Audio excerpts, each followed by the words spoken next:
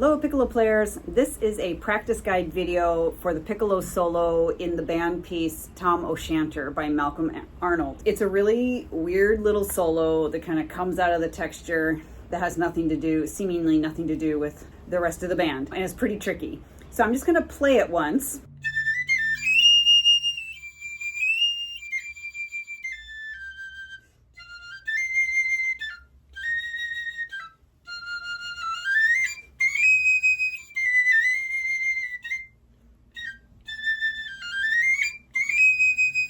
So the main thing, how I would practice it, just getting started, is practice it without the grace notes and going like, this is supposed to go at about 140 or something, but you could do it at like 100. So without the grace notes would be like 1, 2.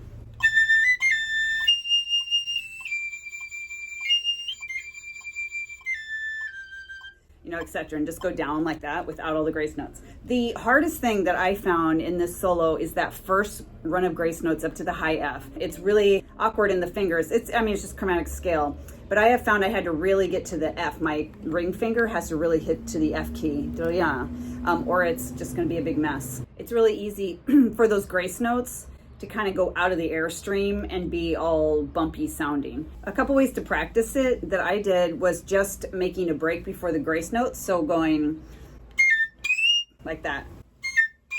Just get a sense, because I can do but I found if I was going from the A, slurring through the grace notes, it would be really bumpy. And then the fingers have to stay very close to the keys for the of course. One other thing about this one tricky measure, move off of the A sooner than you think. Don't wait until when you have it's all supposed to be this drunken feel, a drunken farmer or something. It says, a farmer who spent one evening getting drunk with friends. So Piccolo is representing that. One option, if you're not playing this for an audition, one option you can do with those grace notes is just leave out the D.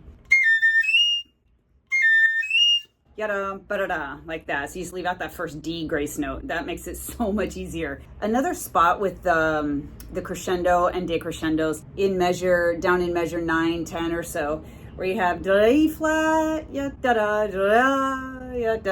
the dynamics are definitely supposed to be the drunken feel. So if you can just sort of bring that out, I wouldn't worry about, I need to decrescendo and then crescendo to the C. And you just have to have in your mind this kind of like sloppy person that's sort of like leaning to the side as they're walking, kind of thing. So these two measures, and also the accents are super important. Like in here, for instance, in measure like 6 or so, where you have this bottom is illustrating again this drunken feel, and it's kind of like the cartoony hiccup kind of thing that is portrayed when somebody's drunk, like swaying to one side and then so that's what that is. And then one more thing about the articulation. There's dots at the end of phrases sometimes, like here where you have just done it very, very clipped. That because that's the hiccup, Really overdo the articulation. It brings out the character of the solo. So the last thing, intonation. You're going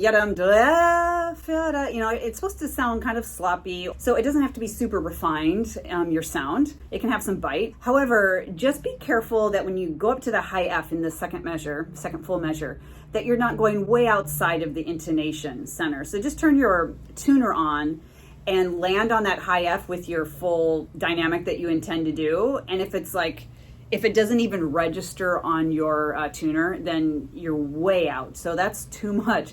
I think we'll just play it one more time.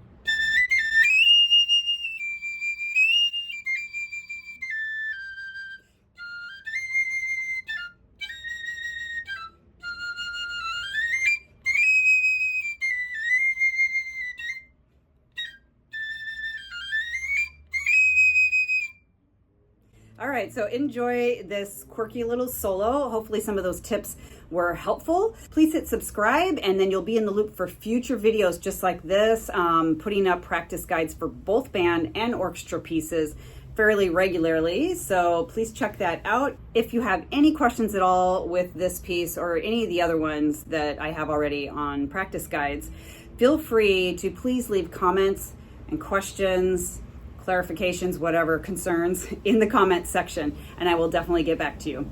Thanks for watching, and I will see you at the next video.